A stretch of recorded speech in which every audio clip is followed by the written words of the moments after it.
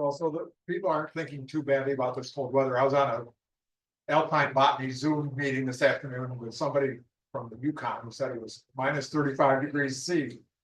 Where he was. That's cool. Whereas the quick translation is minus 31 degrees Fahrenheit. Oh, well. It's cold either way you look at it. Where were they? The Yukon, maybe White Horse, but I'm not exactly. I think he's in actually in another smaller city.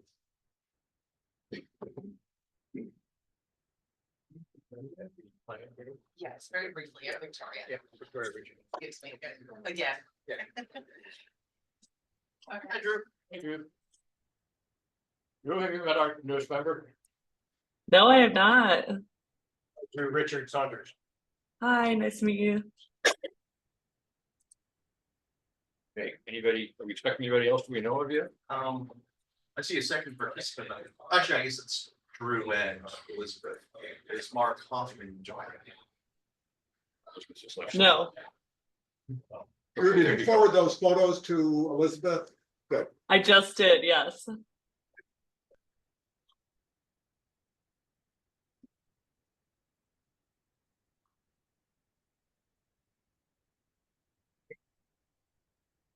Like to Yeah. call the tree board meeting to order. Are there any short reflections today? Yes, I have a short reflection. Thank you. I'm glad you do almost every night, but every week, per month. I've just been noticing up where I live, there's a sequoia tree. Well, it's probably 50 years old. It's not the largest sequoia you see, but it's pretty good size. And I noticed a few years ago that the top of the top leader, top end branch of the trunk of the tree had died. It looked like it had died. It was, and but the rest of the tree looked very healthy. And I remember we used to have Mike Woodbury was a consulting arborist for us a long time ago. So it's a while ago, I asked him about it. How was that tree doing it? He said he had noticed it too, and he was keeping his eye on it. I'm not sure what that meant, but I noticed recently going by it that it looks like one of the uppermost branches has started to grow up, start to curve up. And so so really, a lot of my reflections turn out to be questions for Dick. What the heck's going on there? Is that normal for a tree to recover in some sense that way? And Apical dominance, where the leader of any tree, the growing tip produces hormones that affect the growth of the lateral shoots below it. And when that leader is cut off or broken off or dies, it's no longer doing that. And one of the other, usually one of the top shoots adjacent to it, takes over and becomes the dominant leader. Or in some cases, many of them. Yeah, sometimes they in any, yeah. Yeah, you get a basket. You don't expect that to be a weak point in a tree in the future if it should grow another 50 years or 100 years. I would say probably not if a single leader took over and it's only within Oh, a few yeah. years. The basket is not a very pretty thing or a very sturdy thing. There's some disease, I forget, that did. It was white pine, was it? And if two crowns result, sometimes that crotch can be a weak point, pathogens can get in there and result in, some hard rock at that point, which can result in one or the other of them breaking off. Yeah.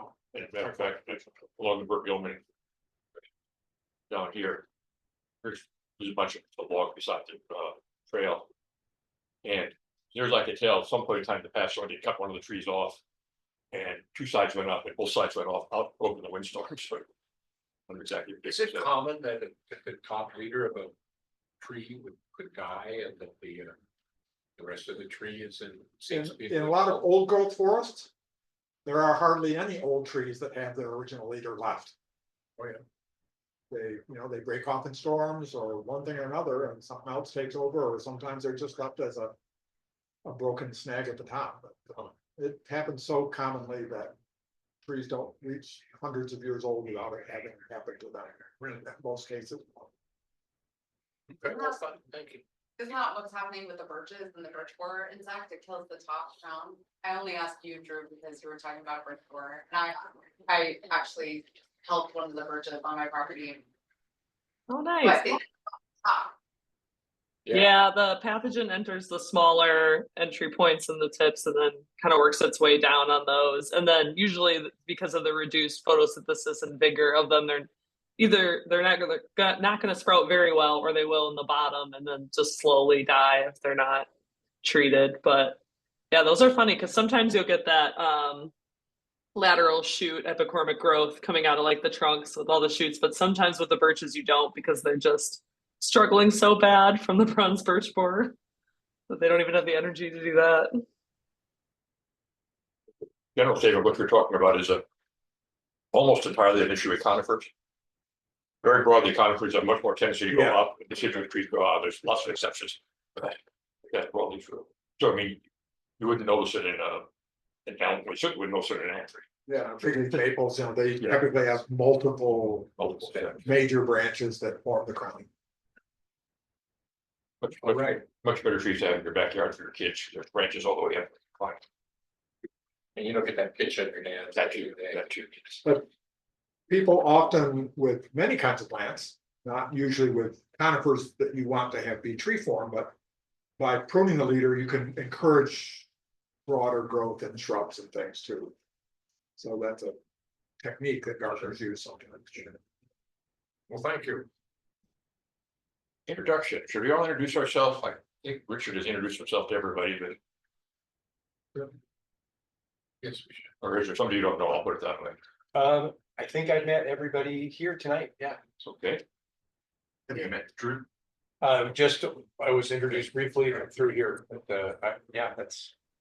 Nice to meet you, Drew, and I was really pleased to know that we have an urban forest planner. That's a relatively new thing. Sounds so much better than arborist. I'm both.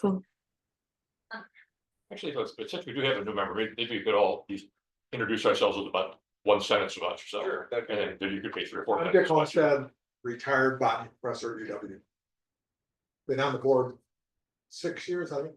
I'm expected to rotate off this winter. 2 3-year terms is. Nice. So I'm Richard Saunders, one of many Saunders in Lake Forest Park. I'm longtime resident. My mom and dad had a house on Hammond Road. We are on 182nd. We're raising my 3 kids with my wife Polly, and I've been on the planning commission in the past. Mark and I served together. I was watching the meeting the other night, and you were talking about the community forest management plan, and that was something that I worked on many years ago, but it needs a lot of updating. So it's great to be kind of back in the commission system and contributing, giving back to the community. Hopefully. I'm Victoria Kutas. I've been on the board for coming up on a year. I've lived in Lake Forest Park for coming up on 10. And I do not have any background in botany or tree management, but I've learned a lot. It's been good to be here. But she has other skills. So Yes. Yeah. I do have a background in communications and community engagement. You're also a member of the climate policy. Yes. Stacy and I are the representatives on the climate policy advisory team that is working on the climate element to be added to the blanking on the word comp plan. Thank you. Is that different than the climate action committee? Yes. Okay. And I'll be giving updates in the updates portion of the agenda. It's a group that has representatives from many different city committees and boards. Planning Commission, Tree Board, and Climate Action Committee all have folks on that. I'm Doug Sprugel, I'm currently chairperson, sorry. I've been in Lake Forest Park for just a little under 10 years, and I'm a retired forest ecologist for the Forestry and Environmental Studies at UW. Environmental and Forest Sciences. It changed names about 4 times while I was there. Most recently, it's Environmental and Forest Sciences. Mark Phillips, and I'm the vice chair of this board, and I think unless somebody else wants to do it, I will be the chair of the board beginning you think March or February? February or March. Certainly March. And I was glad to hear you mention that because I was, before those remarks, I was looking back into the forest, community forest management plan. And I realized that you and I were on that task force together that wrote that plan at that time. I'd forgotten about that, so glad you reminded me. Hi, I'm Larry Goldman. I'm on the city council. I'm the liaison. I've been the liaison for the past 3 years, which is how long I've been on the council. I'm Stacy, Spain. I've been on the board for just about a year. This is last Victoria. I've been in Lake Forest Park for 6-ish years. And my day job is with Google in the legal department, and I'm a non-practicing lawyer. And then I was gonna say as is typical in my life, I was the alternate for the climate action committee. So then just got roped into it because I think someone exited. Another one of the So members so- backed out. Yeah. And poor Mark is like, can you join me? But, yeah. My name's Elizabeth. I'm the assistant planner here with the city of Lake Forest Park, and I do like the administrative side of the tree board meetings. And very well in my head. Then I'm Drew Epping. I'm the urban forest planner and I'm a board certified master arborist. I also do some consulting work and other things. This is the third city I've worked for in urban forestry, and the first with an active tree board. So that's been really awesome and exciting since I got here in March. Drew, are you a resident of Lake Forest Park or? No, I live in Seattle in the Finney Ridge neighborhood, so I'm close, but not a resident. Is there anybody else listening in that I don't know about? I did bring some treats, if anybody is, thank you, want some chocolates. All right, any comments on the minutes? Takes the first one, I remember it. Agenda first. All right, Oh. any objection to the agendas or any additions to the agenda? Question about the agenda? Does the tree board plan to talk about the exceptional tree diameters tonight? No, Okay, then you don't need to add that. I'm sorry, I didn't copy. Drew and I interchanged there. Well, I might as well address them. We're gonna make a real effort to do it this month, because I'm gonna be out of commission for a while, starting in February, and I'd really like to get it all done before then. So I'm really hoping we can have something to finalize January meeting. And then hopefully go to the council in late January or really early February. But yeah, sorry, I didn't get back to you on that, Larry. Yeah, I have the outline and I'm done and I'm working on it. Just got with the storm systems that came through and the influx and permitting. And then some of the other stuff with the planning department, just haven't been able to get to it in the workload. So my apologies on the hold up on the city side.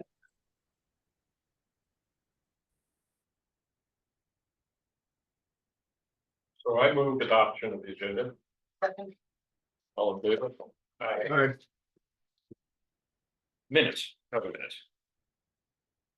Are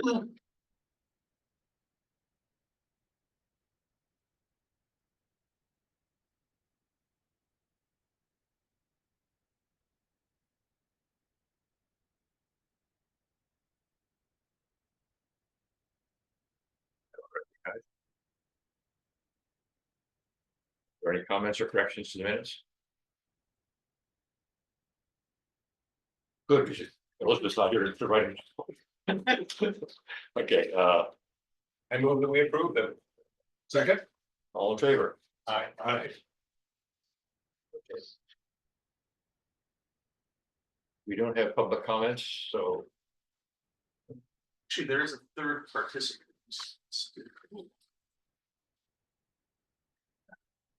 Just to grab the mouse.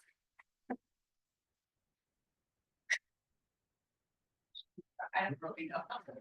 Oh, there it is. We think they're there. Sorry. Or the public comment and their, we met with the publisher. Oh, okay. Would we take a? look on the Zoom, there's. Are we taking Zoom comments? No, they have to be in. Should we check who we have though?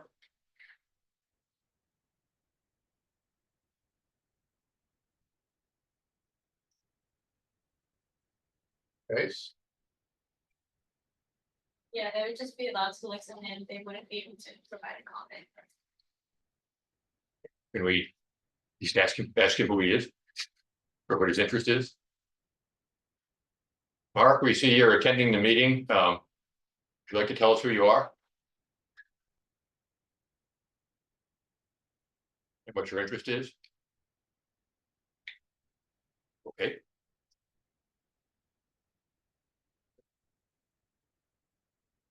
Okay, moving on then. Communication.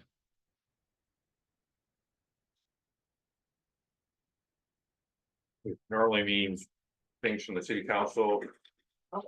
Yeah, give an update from the city council. The two big things. The first, we adopted our budget a couple weeks ago. And with that, I think one thing that will be relevant to the tree board, we have a plan to hire a climate manager. Someone who would be basically managing the climate action plan that we adopted a few months ago. The plan is we charge a utility fee on water, sewer at the moment. We don't charge it on Republic solid waste.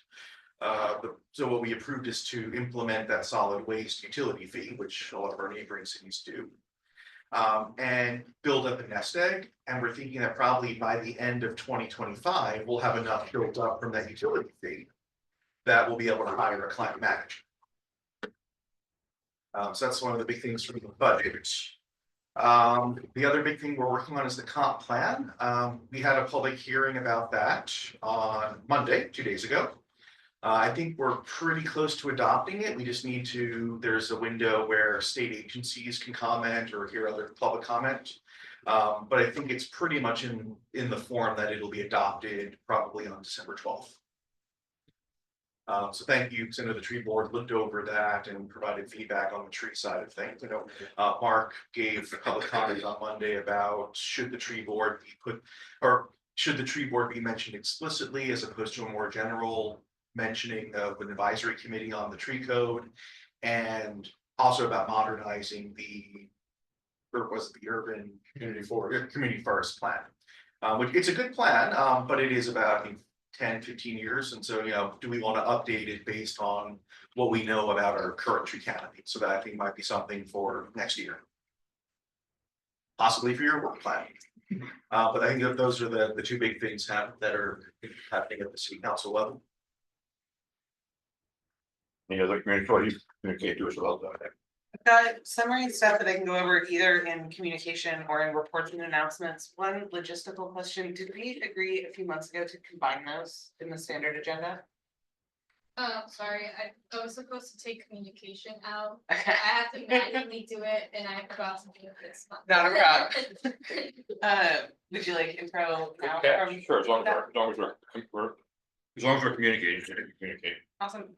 I have a handful of notes I can go through quickly. As Stacy mentioned, she has been called upon to officially join our meetings. So thank you for joining us.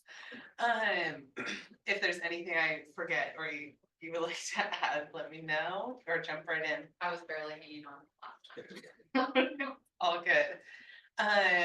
So overview, the climate element is aimed at, so the goals of the climate element needs to maximize economic, environmental, and social co-benefits and prioritize environmental justice in order to avoid worsening environmental health disparities. We will end up with an element that goes in the comp plan with two sub-elements that are required. One for resilience, including addressing natural hazards that may be aggravated by climate change. The resilience sub-element also needs to identify, protect, and enhance natural areas and identify, protect, and enhance community resilience to climate impacts. Specifically around considering environmental justice. And then the second sub-element it needs to include is a greenhouse gas emissions reduction sub-element, resulting in reductions in overall greenhouse gas emissions generated by transportation and land use, reductions in per capita vehicle miles traveled, and prioritizing reductions that benefit overburdened communities.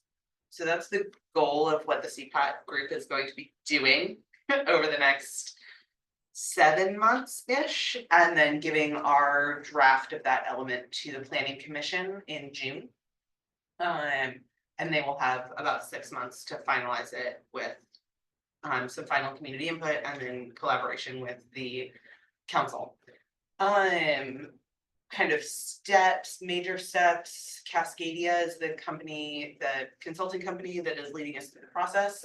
They're gonna be starting with a policy audit that will be pulling together a comprehensive list of all of the existing policies related to climate, and then assessing trends and gaps to identify opportunities. Early info shows that we have a really solid foundation, including info on flooding management, tree canopy, green space, and safe streets. We have asked to get access to that comprehensive list of all of the climate related policies. So hopefully that will be a place that we can also use to look at and see, are there things that we want to see the city consider changing or updating or adding to. So that should be an interesting outcome of this, a kind of side benefit. Primary discussion so far has been around the engagement plan and the kind of facets of engagement, community engagement that they're looking at are promotional materials, including a website that should be going live this month, and social media pushes throughout the process. A community survey to get broad input on climate impacts, policy recommendations, then group interviews, which will be talking to specific community groups and more targeted discussions, going kind of deeper into specific aspects of the climate element. They will plan to hold a climate focused open house in the spring, and then have public comment periods. And then at the end, working with, like I said, council and planning commission. The main takeaway that we've been asked to work on right now is figuring out and bringing back to our next meeting any recommendations on groups who should be considered for those group interviews. The ones that have come up so far are Stewardship Foundation, League of Women Voters Climate Committee, Rotary Club, and of LFP and their Place Commons. So if there are other recommendations of groups that are active in the city and would make a good like focus group basically to talk about what's important to them to see in the climate element, that would be great. Question? Well, Did I miss anything? No, extremely thorough. so the comp plan updates, they would not be in this, the update that's not being approved by. Correct, they're gonna be an amendment that will get finalized by next year. Yeah. We have, I think the city has until technically like 2029 to do it by state law, but we've decided to do it early. Get it done in 2025. A lot of things a little bit off the wall here. But we have every 5 to 10 years, we have a canopy study done for LiDAR work, where there's canopy, where there is. And this, the last one, we're due to do another one. The last one produced quite a number of maps showing different things. It shows where we have trees in the city, but also the where we have trees relative to sensitive areas and things like that. There are maps they would like to see. Oh, sorry. Yeah, so that has been kind of a topic I've been talking about on the city side about what mapping we could potentially get involved with the Cascadia group. But this is something I was going to talk about at some point tonight. I actually kind of was going to abandon trying to get mapping included with this climate action thing, because I found out this week from the Urban Forestry Forum group that I'm in that KCD, the King Conservation District, has paired up with Tree Plotter, and they are going to be hosting canopy data for all of the cities in King County. And that is going to be actively updated every year through Tree Plotter. And we get to be a part of deciding which, like how that canopy is broken down. So by parcel, by critical area, you know, those kind of things. If you allow me to screen share, let me see if I can.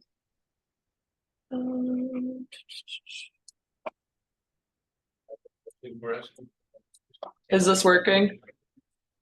Can you guys see this map? Yeah. Okay. Oh wait. Can you? Elizabeth, Again. select the carrot next to share if she can. Now, yeah. Now we got. Okay. So they're slowly doing all the cities in King County. I emailed Ellen from KCD to get on the list for Lake Forest Park to be done in 2025. So the tree board would be a part of that, you know, at that time. So I just wanted to show you with Bothell's kind of how that looks. It's just like a quick little thing. So basically, Planet Geo, who hosts Tree Plotter, went and did this for the entire US. So it's all out there. It's just about accessing it. And then if you look here, so you select it, you can do it by land use parcels. So that's individual parcel canopy. It shows you what it's at and then what the total possible planting area is for each lot. So minusing like hard surfaces and houses.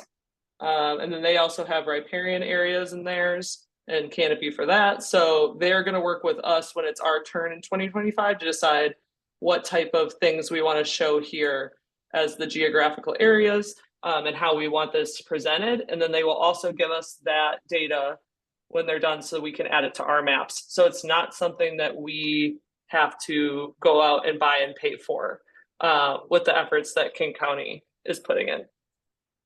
This is awesome. Great, yeah.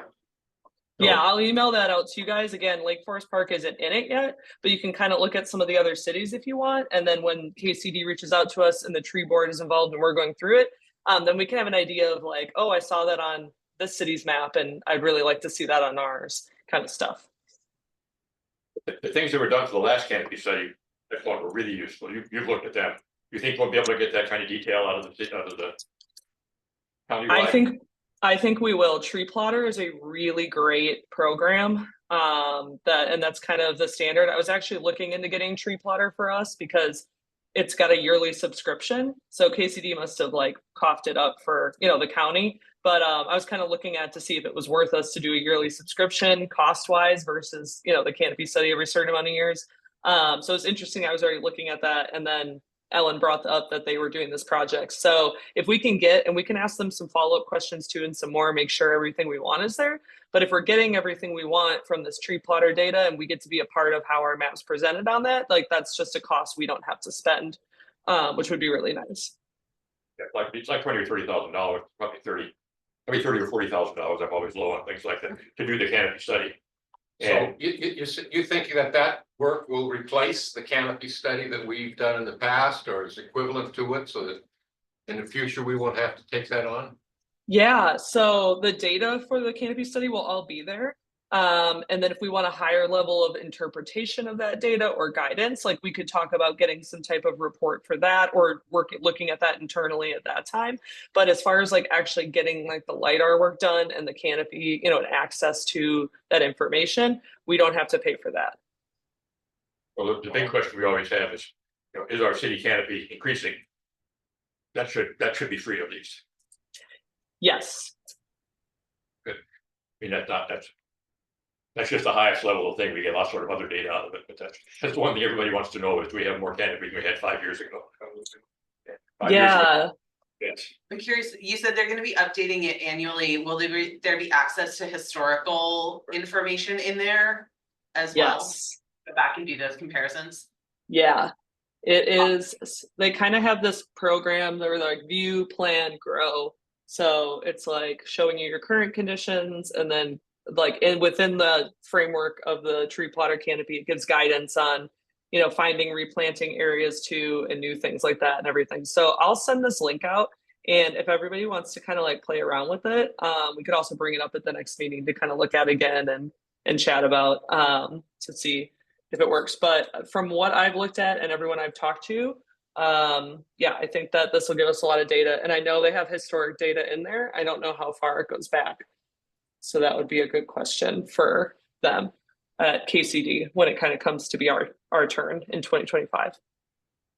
And do you know if it's related to any kind of like initial grant or something that they have to run all of this? Can we expect that this would potentially sunset in 5 years or 8 years when a grant runs out, or is it supposedly permanent?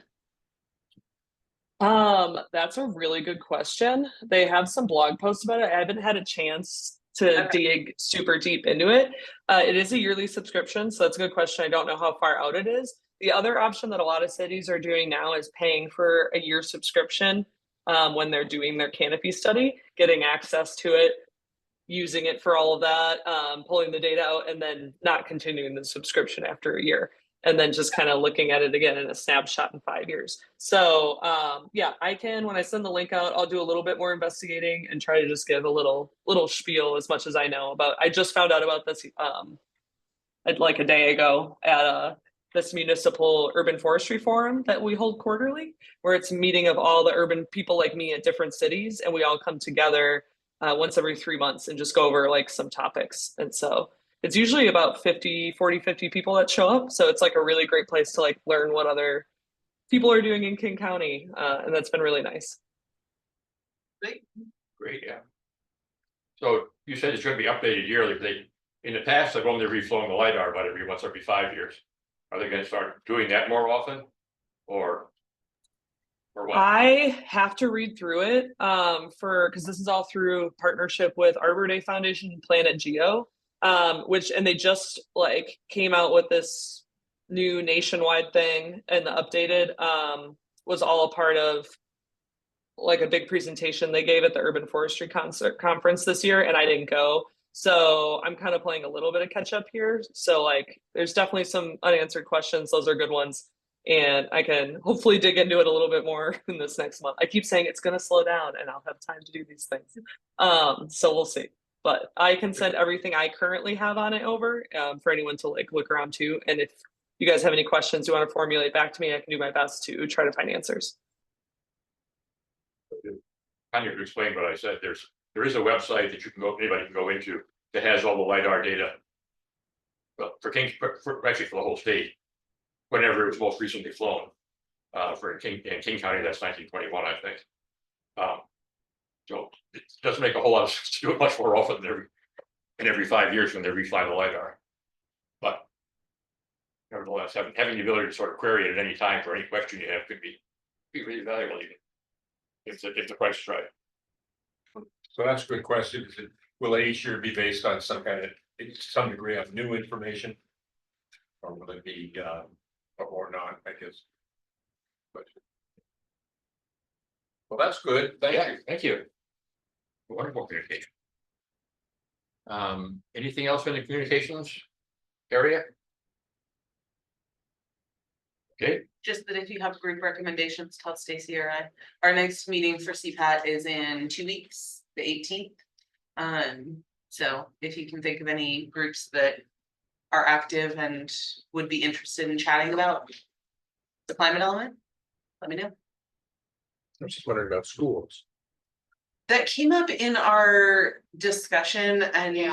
most of it was around like it sounds like the climate action committee has had a hard time connecting with like PTAs and schools.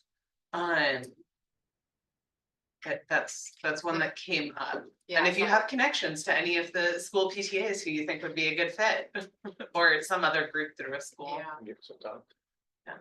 I'm curious if any of them have like an environmental club or something that a group of young people would be interested in. Shorecrest has an environmental club. I don't know what connections there are, why they weren't made. Yeah, they came out to fight the wood. Yeah. Well, that's kind of raised, I had to have this question, Victoria, I guess, and Steve, you might know it. This new policy group is going to work, I guess, until July. Yep. Or June or July or something, and with a very specific mission. But there will also be the Climate Action Committee. I know that group is continuing to work and Yes. sees that they have a role to play. How do you think about those two groups working? Is it just that simple as one has a specific task and then goes out, or? Yeah, there's 3 members of the Climate Action Committee on it, as I'm sure you know. I know it's one of them. So the way it was explained, and I think it was the last meeting, was that it's about like level of detail, that a lot of the work and recommendations that came out of the climate action committee plan are at a more kind of granular, what can we actually implement level? And this is zooming back out and saying like, okay, we need the structure in the comp plan that actually like gives us authorization to do all of those things, like having the scope of work for the new, what is the climate manager, whatever this, the title was that you shared about. Is that the understanding you Yeah, have as well? definitely specifically responsive to the state requirement. And from that council level, that's kind of the idea, is that the tree board, planning commission, climate action committee are gonna continue doing their normal business. So like the planning commission is gonna be looking at housing, the middle housing, because that'll be coming up. And the climate action committee will be looking at specific tasks, and you'll be doing your work plan. And so this task force frees up the boards to continue their normal work while also doing this one-off task to update the comp plan. Did that answer the question? Yeah, it sounds like when programs are to be formed and implemented and actions are to be taken, it's gonna be one that climate action committee will be taken. That's the impression I get, that like specific actions, Yeah. so similar to looking through the comp plan Yeah. that through the tree lens, it was more about like, we should generally protect trees. Right. And less about like, we need to have plantings annually and the technical piece is more at the board level. Thank you. Well. All right, old business. Pre-planning update, who's gonna do this? I'll be glad to talk about what we did this weekend. Elizabeth, I think Drew said she sent you some photos. Yeah. Can you wanna put them on the screen? Can we do that? I think I can. I mean, the visual aids are always nice. You're up If- mute, Drew. They're cute Yeah, it's true. photos. It may be easier for you to screen share if you have them available, Drew. Yeah, Now let me Yeah, see. yeah. Trying to get into my, I had to change my password today, so I have to relog into everything. at our last board meeting, we agreed to spend money to buy 2 trees to replace 2 trees up at the Rising View planting that had been done by the tree board 7 or 8 years ago. With Julia Bent's help, we were able to track down the correspondence about the placement of those trees so that we didn't have to go through getting confirmation from the city again, because all of that had been done previously. We planted them in the exact same spots where they had been. And last week on Monday, Drew and I went out to Snohomish to McAuliffe's nursery, picked up 2 trees. They are eastern fringe trees. The one just off Doug's right shoulder in the background is the remaining original tree, which is a Chinese fringe tree. These are different species, but very close relatives and similar. And we picked up the 2 trees, some mulch and compost, and on Saturday morning, Mark and Doug and I met up there and brought shovels and dug holes and mixed soil and planted the trees. We talked to passersby, including Misty, I didn't get her last name, but she lives down the hill along the pipeline. And 45 minutes. she was there most of the time talking, and she pitched in, helping, move soil and put things away and taking pictures. The others of us said, there we are planting, and you can see in the background off Doug's right shoulder, there's another blue tarp, and that's where the hole is for the second tree this is the first one we put in, closest to the corner. What shape are those trees gonna be? I don't So actually know that tree. the ones that we bought all have lower branches. They can be trained to be a standard, that is to have a single stem and then a crown. And the other one that was in the ground has that growth form. Although I noticed that there are a lot of shoots coming up from the base that probably should be pruned off. And so I talked with Drew briefly about this, but we may want, as these grow, to try to prune off some of the lower branches and train it to have a single stem, at least up to a height of 6 or 8 feet, maybe something like that, so that passersby can walk under them and then not be shrubby. I mean, if it's called Kentucky or Eastern fringe tree, it's probably not totally shrubby. Yes, no, that's right. I have one in my garden at home that is upright, has single stem in it. So I think it is more how they were pruned or let to grow in the nursery. Where these were initially propagated. How tall will they? They reach a maximum height of 20 or 25 feet, so they, there's some high power lines in that area and other things, and they were selected initially to not be bigger than that.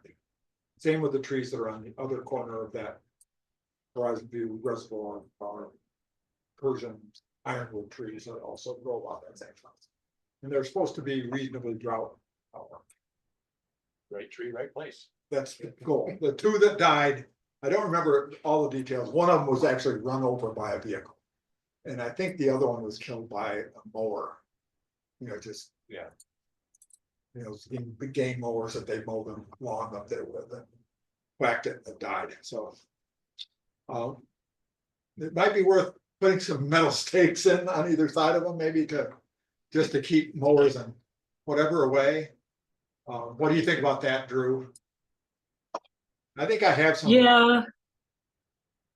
Doing something to just kind of keep the mower away, I think, given what happened with the other one, so it's probably a good idea. I don't know who the mowing crew is out there, if it's P or SPU or LFP. So just because there's some questions, probably best.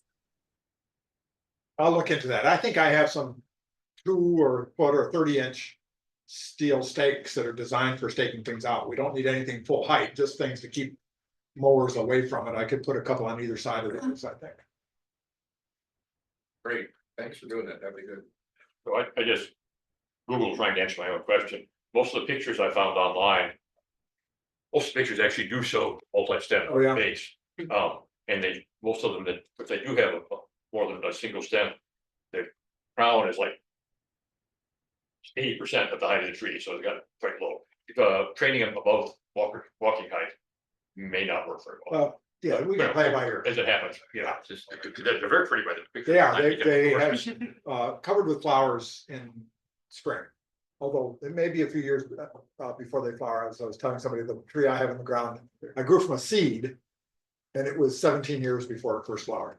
Oh, that's gorgeous. 14 years before it first flowered. But now it flowers every year and it's lovely. These are bigger to begin with, so may not take that long. Great. Thank you both, and we're now probably shut of our requirements for being a tree city. Well, not all of them, but at least that one. Yeah. So those photos, Drew, we may want to save. I think we need to have photo documentation for things like tree plantings for the tree city stuff. Yeah, I've got it saved in my folder with the emails authorization that we dug up just to kind of have that. But I thought starting a little spreadsheet just in general of stuff we planted and where, and by who, just might be kind of nice for tracking purposes. So I also just threw that together with the one tree or one planting that we have in there so far. In terms of the actual requirements for the Tree City stuff, since it happened in calendar year 24, do you know if that's something that has to happen within a specific cycle? So for the Tree City USA, we apply at the end of the year, reflecting on how that year was. So I just finished our application for Tree City USA. And then basically I just took all of the data and information and everything. So we did an Arbor Day event already this year. It was the Ivy Day. So that's the one I just put down because it was in our calendar on the city website and everything for that. And then got our budget information and got a copy of our signed ordinance. So those were kind of the major things we needed. And then I also applied for the new Evergreen Cities program that is through the state of Washington DNR that just got adopted. So this is the first year they're doing it. It's pretty similar to the Tree City USA, but it's kind of a local program with a little bit more interaction from the state on it. So we'll kind of see if we got that as well. Drew, I just sent you a picture of a Prince tree. If you, at some point, if you can sort of share, put that on your screen and share it, people might like to see what we're talking about. In the meantime, we'll go on to I wanted to say too, before we leave that subject, and I guess I was a little disappointed that some members of the public, I wish had shown up. It was a nice morning. It was a chilly morning, but nice, it was sunny, and we put a thing in the news flash, and we put a thing in the shoreline area news. I don't know what it takes, but maybe, and it was, Saturday after Thanksgiving, I suppose, not the ideal time, and we had hoped we would have done it, maybe earlier, but that didn't work out. I mean, I didn't know about it. Well, I use some, I don't know, maybe it's, we don't know what the right, Yeah, I thought it was publicize is. happening this coming weekend on Saturday night, but clearly I misunderstood. Well, it's true. We initially were planning to do it a week earlier. We had to postpone it because getting permissions and everything lined up and getting the tree and I don't know that we did Mark did a good job of actually getting the notice out, but who knows how many people that reaches. Yeah, I know. And we didn't do a good job of communicating with the rest of the tree board, I don't think. Yeah, So sorry about that. no, it's okay. Yeah. But what's the notice that you, because Well, the city's news flash, is it by email? and then it goes out that day electronically, and then it was in the electronic newsletter too, that the city published a few days later. Is it an email that goes out to citizens? Yeah, If you sign up for it. Oh, If you okay, sign up thank you. for it, that's right. I need to sign up. and the shoreline area news Got it. probably gets a larger readership, but. I think for future things like this, Victoria and Stacy have done quite a bit of work trying to find out how to publicize things. And maybe from now on, we should let them handle that. And I suspect a big part of this was the timing Very of short. when it was, that it was fairly short notice and then Sure. was on the holiday week. I was out of town. I would have come, but was not here. And I think a lot of folks either had plans over the weekend already or were traveling. that I know. My 2 cents, I had family from out of town that week, and so it wasn't the right weekend. Yeah. Of course, maybe your family would like to learn how to plant a tree, Folks were out busy chopping down trees to haul into their living rooms instead. Oh, yeah. As a follow-up, I wonder if it'd be worth making a sign that could be posted on a Oh. stake next to the tree, explaining that it's a planting by the Lake Park Tree Board. Yeah, That could be put up and left up for a few weeks, not necessarily a long-term permanent thing, but. Yeah. Why not permanent? I think that. Well, I like that. things don't last all that long, and we found a campaign yard sign in the ditch when we were up there. But, That's you know, hard. something like that might be. No, worth you doing. did, you guys, you and probably Doug, others did it planting in Horizon View Park right. a couple years Yeah, ago. that was an Arbor Day event. And at least half a dozen people showed Yeah. up, or 10 people or something. That was good. Yeah, that was Arbor Day. It was a nice spring weekend. Yeah, it We was did, great. sort of easier to promote, I think. We planned it far enough ahead of time, and I think whoever was doing it must have made an effort to make, because we had about 2/3 of the city council show. Yeah, That was, city council showed. city council was about 2/3 of the Virtually people all over the tree there. board showed up, yeah. Oh, you were there. Some kind of That's sign right. I actually. think you got recruited to the tree board that day. It seems like a good opportunity to also direct people other places, so a sign that says like, these trees were planted by your tree board to learn more about our Yeah, urban forest, and then a QR code to Yeah. the report that was published last year, and then like to learn more about the benefits of the trees in your town, in your Yeah. property and city, and then iTree QR code I love that. could be a good, You want to design such a sign? I can do that. I don't. Yes, I can do that. I'm trying to think how quickly I'll be able to do it, because it's my busy season at work. I can throw something together. well, I don't think it needs to be too complicated. Yeah. I think it would just say planted by the Lake Forest Park Tree Board to learn more. Or here or something like that. Not your tax dollars at work, actually. That would be good. You're out of the tree fund. Help figure out how to get it out. Are you thinking like just laminated 8.5 by 11 on a stake? I think that would be good Temporary enough. Or it'd be Yeah. fine. Okay. That would be Or get Sounds one- good. You could also get one of these little signs that are left around for don't drive Lake Forest Park off a cliff and put it over that. Because people put those out, they're not taking them off. You know, Or you're is it being curious? recorded right now. That's still. I think there should be a law saying, put out campaign signs, you have to take them down. They're not campaign There is a related. law, actually. There it is. Well, if you put up a sign related to an event, in this case, the event would be the city council passing the budget, then the signs need to be removed within a certain time frame of the event concluding, which is when we pass the budget. Okay, so. That'll be rude. We have no idea who put the signs That's the up. problem. so I was gonna There's ask no, Yeah. there's no source, there's no source indication. Well, okay. We have stakes here. Okay. If you come up with one, I could laminate it. We also have a laminator machine. Great. Awesome. Staple it on the stake and I can come up. Beautiful. Perfect. Thank you. And I'd be glad to put it up, so, or you can, whatever, but just, Great. let's do it this week. Team effort. Well, we always seem to end up finding these things a few blocks from your house, Dave. It's the opposite of NIMBY, it's NIMBY.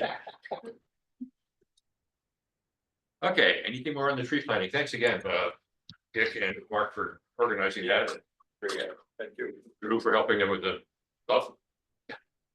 Oh, yeah, just one more thing I want to say, not so much related to the tree planting, but just the canopy information we were just talking about is this showing my, I don't use Zoom very often, so okay.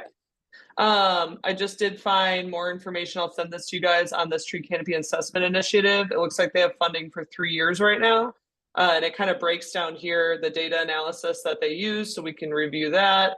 And then here it has the what they need from the city and the deliverables. And then here the optional services are where you can add on change in canopy over time for them to look at. And that's a pretty affordable rate to add that on. And also correlation of tree canopy and socioeconomic demographic data and this. So I can send this out to you guys all to review and look at. And then you can kind of see if those deliverables and commitment from us as a tree board in the city line up with what you're looking for from a canopy assessment. And then, you know, if that does, and we feel like we're going to get everything we want, we can look at moving forward with that in 2025 is my thought. Great. Okay, cool. Okay, moving on to new business. Larry, can we switch the order of items A and B? If we're being formal, we just vote on amending the agenda. Can we agenda it? But the reason for doing it would be because I'd like to spend as long as it's whatever time we have, I'd like to spend on the work plan and know that we can go until say 10 of 9 or something like that. I on the move work to plan. amend the agenda and swap A and B. Second. All in favor? All right. All right, let's talk about recruitment opportunities for the tree board. Who put it on there? I thought you planned the agenda. No. We worked hard This on case this, I used Steve. to- But we had to Misty say we tried to worked get hard on Misty this, to- but and she was really interested in trees and Yeah. community things around that. She just was not interested in the service. Well, I don't know what is it still the case that a number of the commissions and boards are short of members and is the mayor actively doing something at his level? I think this might be the only one. We passed a rule that we're allowed alternates. And so I think the other commissions are either full or have at least one alternate. So I think the tree board's the only one that is deficient at the moment. We're one down right now, but if I'm rotating on by March, we'll be down to. So is this recruitment opportunities something that somebody has to put on there? Or? So I put that on there because last meeting we talked about, since he was stepping down, wanting to talk about ideas to get someone in the place. I have a thought. So earlier we were talking about for the climate action team with other organizations, and so maybe reaching out to Stewardship Foundation, to Stream Keepers, and being, this very specific thing, hey, we have openings. And that way they could bring it up at their next meeting, That'd be great, yeah. or they have a mailing list. And John Brew comes to about half of our meetings anyway, almost like a. We've tried to recruit him, but he's active in the Sure, foundation yeah. and he's. Recruiting from the boards of those groups Yeah. is probably not our Yeah, most it is. effective.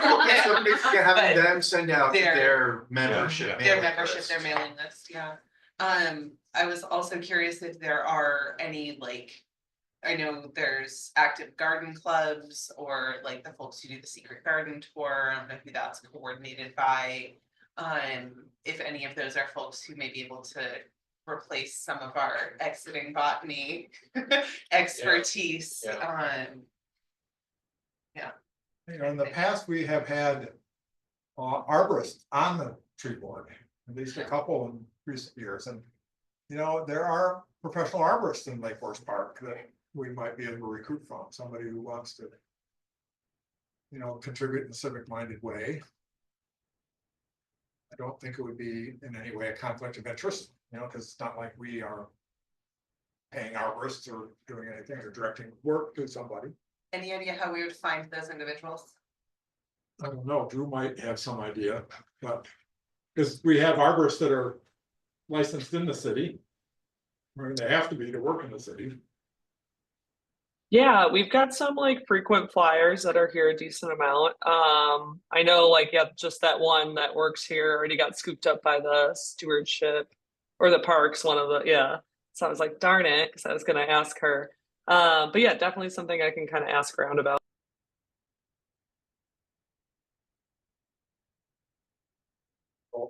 I can contact the Stewardship Foundation and ask Kim to publicize that. I think we have our events coming up in the future. I don't think the next one will be until April, whenever the Green Fair is. We're likely gonna do that again. An opportunity to meet people and to try to reach somebody. And we were talking about doing tree walks in the spring as sort of an Arbor Day activity. Exactly. And that might be a good time to, you know, find people who are interested in trees. Recruit, You'd still be available for that, right? yeah, Even if you even if I rotated off the board, I'd be happy to help out with something like that. Just as a matter of policy, I guess, this. The municipal code says that people should be in Lake Forest Park unless they have some special expertise. So if we find somebody who's good with trees, it can be from anywhere. Yeah. Anyone who has significant knowledge of trees other than just knowing it's for his front yard or her front yard. So we can recruit widely, doesn't have to be just to the city. Or people with tree expertise. For a lot of the other things, I think it's really nice to have somebody who's lives in the city and knows people in the city, but when I joined the tree board, there were 4 people that you could qualify as tree experts. You and I and Kim Bowen and what's the name, Bob? Robert? No, the guy who was chair of Gordon Smith. Gordon, yeah, Yeah. and he was chair of the tree board for, I think, 4 or 5 years in a row. I mean, he was really organized. I think he's in the planning commission now, isn't he? I don't know. I don't think so. Could be wrong. He dropped off the board. We initially tried for the big tree survey. Dick and I tried to recruit people and just sort of figure out, we'll just hire him and do this work for the summer, but it turns out that work for the city is not that simple. Yeah. And he got pretty right about that and said, well, heck with it. He's been on the board for quite a while. Yeah. Okay. Sorry, I was just gonna ask, how did folks here get recruited? So Mark asked me, I knew about the board, but I think, you know, knowing Mark and the fact that he asked me directly was motivating for me. Well, the same is true for me. It was a previous board member who talked to me about it and recruited me to apply. Ditto, posting. I don't have any idea. I guess it was for me too. It was Tyson Greer, somebody will remember. But you Who lives saw, across the street, but. Good. did you see a posting, Victoria?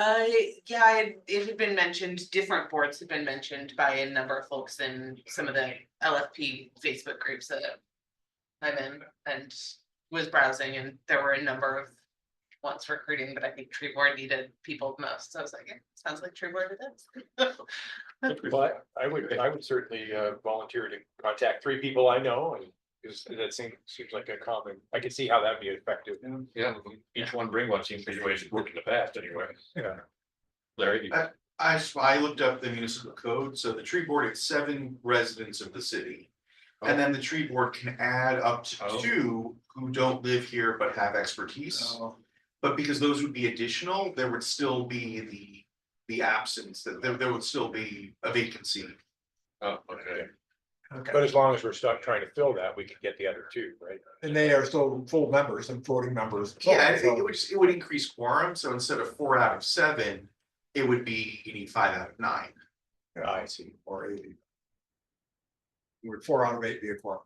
At 5 out of 8. Yeah. So adding one external expert wouldn't actually change the math of the current members. Yeah. You know, I did. I thought it was simple with that. I mean, if we can find somebody who lives outside the city who wants to be on the tree board. It may not make our quorums any easier, but it'll still make our level of expertise higher. Yeah. And actually, you didn't say you got out, Mark, but you were liaison for the city council. I was, yeah, and I had kind of been thinking in the back of my mind that I would do that once I stopped being a councilor, and then kind of buttonholed up there that The rise of that the view, I talked to him, the mayor was there, yeah. I sort of corralled him in a place where he couldn't say no. But I've been thinking about it, I don't know, yeah, whatever. Seemed like something I could manage. At least we know what's worked in the past. Okay, so moving on now to the work plan.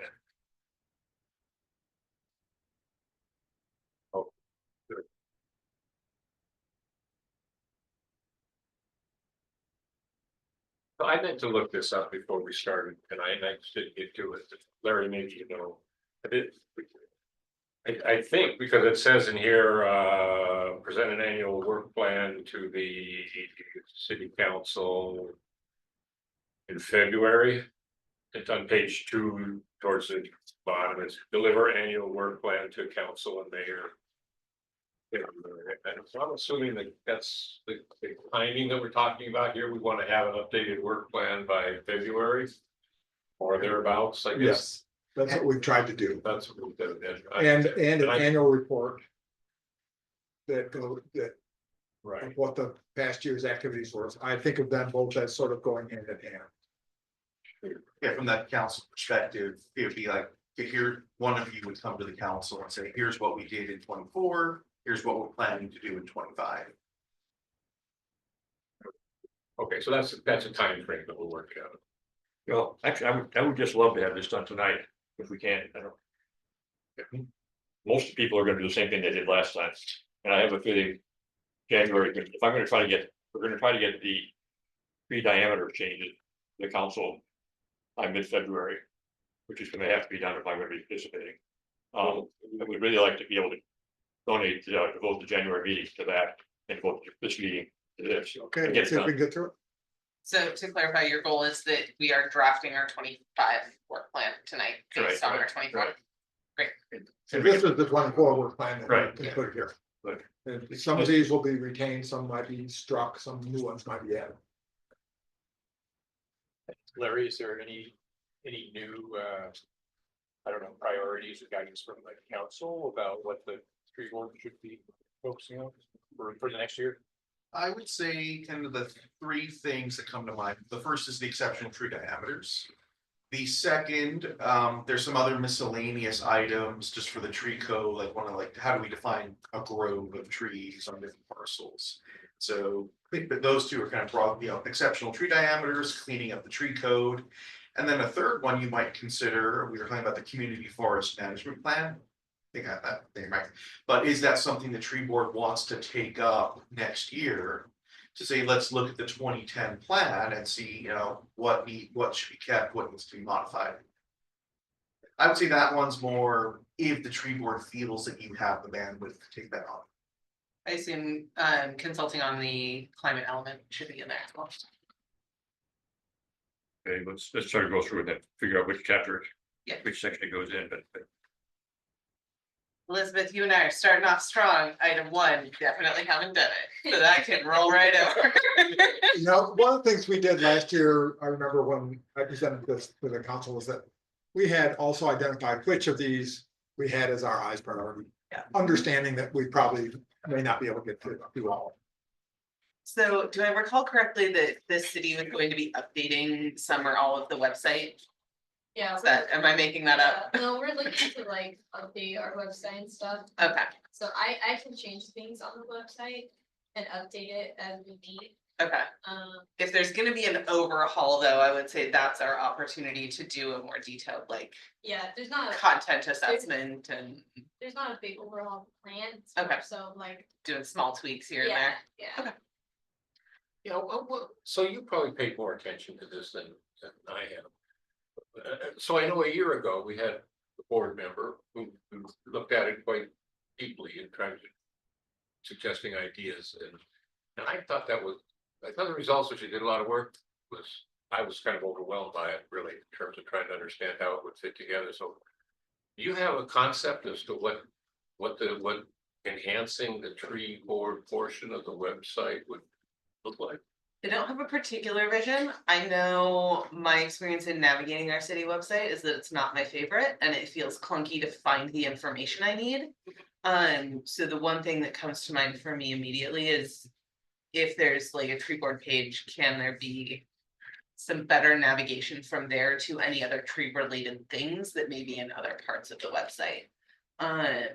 That's the first thing that comes to mind, but I don't have an actual like vision. I'm also definitely not a web developer, but I guess a low level kind of goal would be just to be sure that it's consistent with the current realities of the Yeah. tree ordinance, for example. make sure that things are up to date. There's no out of date links or things like And that. that work may have been done, but probably worth revisiting. There's some old stuff on there. Yeah. This think- is I an think the item goal- that's been on our work plan forever, and periodically we make advances. Yeah, and I think we went back, frankly, I think our last revision went backwards, it got harder to find things, frankly. So, We should probably figure out what people use, what people want to know about trees. And minimize the number of clicks it takes to get there, because I think it takes about 5 clicks to get to the tree list. And I don't know what other people want but other people want to know the tree permits. Tree permits are Yeah. pretty accessible because they come under permitting. The It's other stuff that something- we do is not. It's something I would be happy to take part in and something I would be happy to work on. My guess is that Q1 and 2 are gonna be, most of my capacity will be focused on the climate element stuff. And the CPAT work, so if we can pencil it in for Q3 or Q4, I'd be happy to go through and look at it if we want it to happen sooner. Anyone else is welcome to take it on. Our goal says December, we should just leave it December That's next year. fine. December 2025. just roll that over, right? That works. I will pencil it in for like October. Well, I would- December's my busy I time would, at I work, would so join that effort to. that'd be great. Now, you all should understand that he has expertise in this idea of building wayfinding systems. I'm not a web developer either. Yeah, but we develop educational systems that, And we don't have to solve it tonight. No, All we need to do absolutely. tonight is No, have and people who are gonna do it and a tentative date to have it done by, so. Yeah, If and I think Victoria it's- wanna do it by October? Good enough. It's also not a matter of doing the web design. I Right. think it's needed to say, No, on the front but, page. The City has staff Right, that right. help us with that. Absolutely. On the front page, we have a tab that says trees and parks.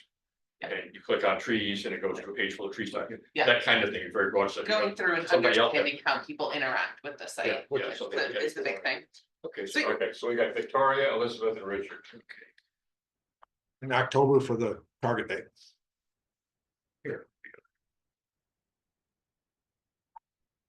All right, develop content to improve public outreach. Mark, are you still interested in doing that? I think that was pretty, wasn't it?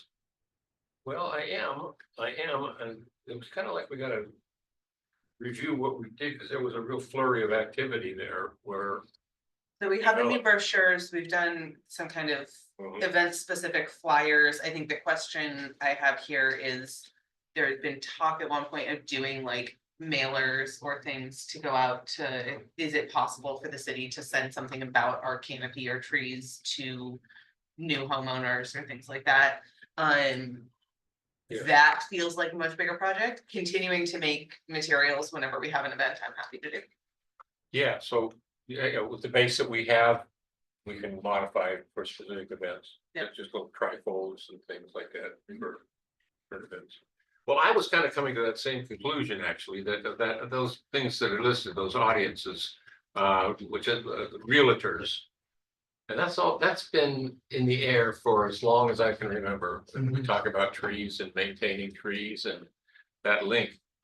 And I know that there's some real reasons why nobody's cracked it. figured out how to do it, but. Maybe that really should be what we would want to try and focus on this year. Would be something, some way of contacting realtors so that they can in turn contact. Their customers about. The realities of tree preservation in Lake Forest Park. Mhm. And that would be my thought in terms of that this is probably still a live category that ought to go forward on our plan. But that I would think that the realtors that it so there's especially as for real estate brokers or something. You think that's something that real estate agents want to do? Not necessarily, Yeah. but I bet there are some who would be happy to help with it. Especially if it was just a brochure that they could hand out to prospective buyers that would be glossy and have photos of tree on it and make Lake Forest Park look like a desirable place. Yeah, desirable, yes, but like with the restrictions on. We don't emphasize that. Yeah, in and the you brochure. market it as this is a community asset. I totally agree. I completely agree with you. I'm just saying, I don't see the real estate agents wanting to. Maybe even touch that. Perhaps that's why we've had problems engaging the real estate agents in the I'm past. sure there's parts of the issue there. When I presented this to the council, because I update them on what the tree board's up to, there was a lot of enthusiasm for a mailer because the city knows when someone purchases a property. And there was a lot of enthusiasm for welcome to the city. Trees are very important to us. Here's the Cliff Notes version of the tree code. So I from the council, I'd like to see that kept in the union work plan. I think if there's interest from the city to operationalize that, we can certainly work on the like design and content part of it. Well, the little track, we have a little trifold that has some of that information, but it's kind of hard on, kind of strong on the rules and. Yeah, it would be more focused on like, welcome to being a property owner here. Oh, Yeah, I would agree that that would be good to have that out to go to new people, because I'd say half of the code compliance cases I've dealt with since I've gotten here have been from new homeowners coming in and moving to Lake Forest Park and just not knowing the regulations. So yeah, it's taking up a decent amount of staff time and resources, and not a great welcome to the neighborhood when your first interaction with the city is, yeah, not the most pleasant one either. So just from that side of things, like I think kind of doing a mailer in that sense, and I'm happy to help with that in any capacity, would be great for me as well. Running the vegetation code compliance side. That solves the problem of don't try to do it while they're thinking about moving here, wait till Yeah. they're set in Right, contract. That's Yes, my yeah. point, exactly. Yeah. No, so you're essentially cutting the real estate agents out of this process. Yeah, I would agree with that. I wonder if we could make it try to do too many things at once, but maybe they can have 2 or 3 things in it, you know. Lake Forest Park has parks, you know, here's the parks we have in the city. Lake Forest Park has trees, here are the trees, here's by the way the rules for the trees. And maybe something else even, if you're mailing something out to people. Put a few things in it that are fun in a way of welcome to Lake Forest Park, here's the great things about living here. One of them, the less great thing is the tree permits, but you know. Well, we Yeah, could say like, here's our parks, here's where they're located, and then here's that tree walk, if that's still valid. And then also there's regulations. I'm picturing like 5x7 postcard. Well, Anyway, we can get it, this is so far down this rabbit Yeah. hole, we're never gonna finish. we just mentioned in passing that there are 2 different things. If you want to get your realtors to tell their prospective buyers, you should know this about Lake Forest Park before you buy this house, since you're already talking about plans to clear out the trees along the side or something. That's one thing, and the other thing is, once the sale has been made, then people would. And I think if we see a feasible path towards the latter to do that, I think we should proceed on that. And it may well turn out to be a piece of information that some realtors would want to share with their prospective customers too. Or should share. Yeah, sure. So, but I think we could contact the realtors, make sure they know the rules, but expecting the realtor to hand something to the customers, saying these are all things you can't do. It's probably a bit much, but you know, if the realtor hears somebody saying, yeah, well, we'll cut down those trees and improve our route, you know, even say no. Yeah, maybe let them know it's hard. Personal note to you, now is probably a good time for you to be jotting down things as we go through the 24 work plan of what we have done Because you're gonna have to be writing a report to the city council Yeah. for the annual report. Yeah, And just have, and you should not hesitate to call on those of us who have been involved with one thing or another. To get details when you're at the stage of writing that, so. That's just, okay. Okay, it sounds like we got a handle on that. we haven't actually done any of those yet. Yep. All right, so is this time frame We still have done reasonable? those- we've developed those materials, Yeah, we've done some, developed some. Oh, yeah, we have. for the general public. I would switch it from monthly to just like ongoing. Yeah, Yeah, I think that's what that implied. okay, none of these above. 6 hours from lunch, you guys are gonna put that much time into it, are you? Very doubtful. the times are just so tricky, I don't Yeah. even pay attention. I do 12 hours a year, then just like everything else. When you do it, you'll do it. I don't know if this is supposed to be. Is that volunteer time or staff time? That's, It's it's the time of the people who are listed here, so in some cases there will be staff listed, but there's. Or there is listed. So we should be moving along if you want to get through this, Doug. Yeah, The next one, the Arbor Day, I'd So say was should we nothing say- we really even need to say about that unless it's to change the people. let's who say are- just 12 hours per year though, for. Then they Okay. make it more realistic. Well, The only thing I would suggest on the Arbor Day one is just striking all the text after activity. I would just have post annual Arbor Day activity. Yeah. Yeah. Agreed. but I think we should take a minute to talk about it, this is the main. Touching on this plan, the liveliest idea I've heard is the trees, organize some tree walks. A one tree walk or something like that. And I suppose we don't need to finalize something right now, but are there other ideas that were people have for? The other idea that I've had that I'm going to recruit Drew to go for a walkthrough with me sometime. I'll try to do it this next week if she has time. Is a thing in 5 Acre Wood, that southeast corner of.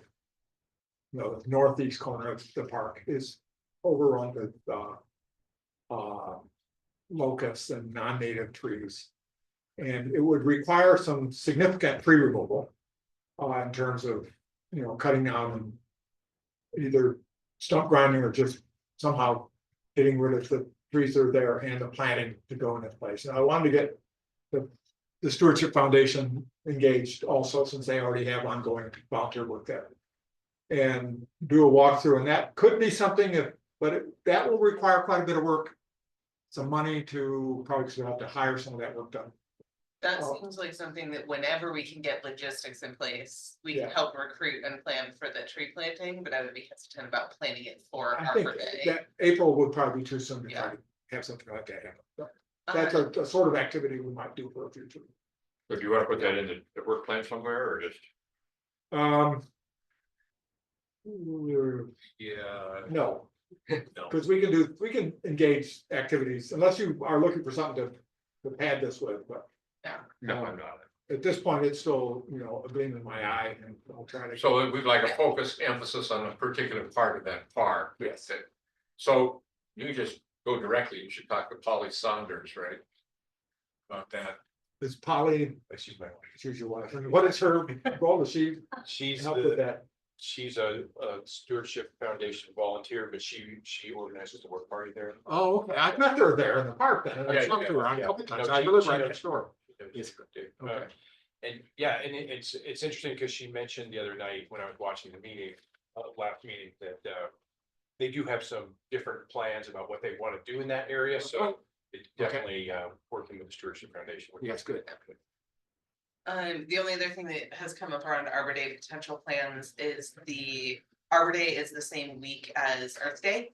And the Climate Action Committee was talking about doing something for Earth Day. So if we do something around educational stuff on trees, they may want to partner with us and do a more broad Arbor Day, Earth Day educational event.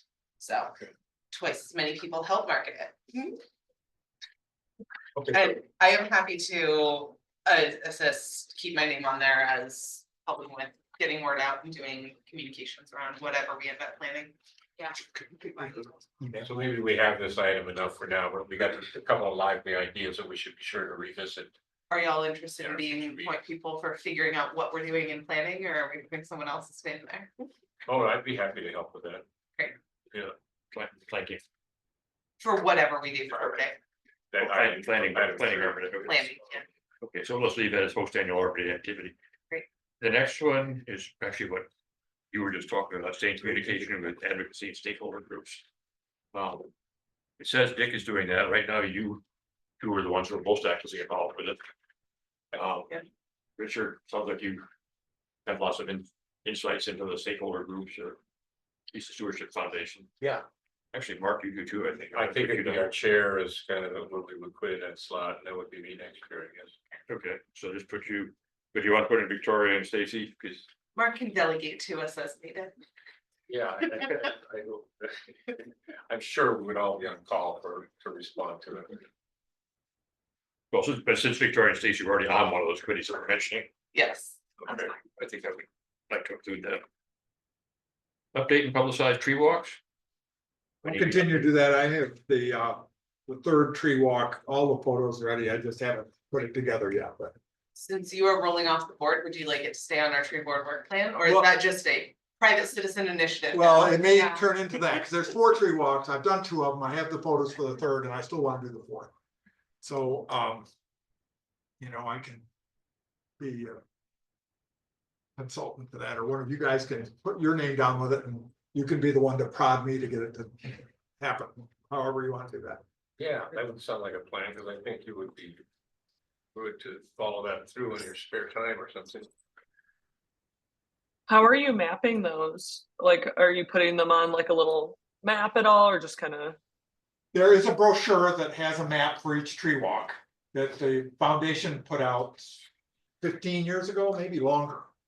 And so that's what I've been working with, their text, and modifying it to update it. And then adding photos and making it in a PDF form that can be downloaded to a phone so that people can walk the trail, follow, see the route. Actually see pictures of the trees as they're described in the. Nice, okay.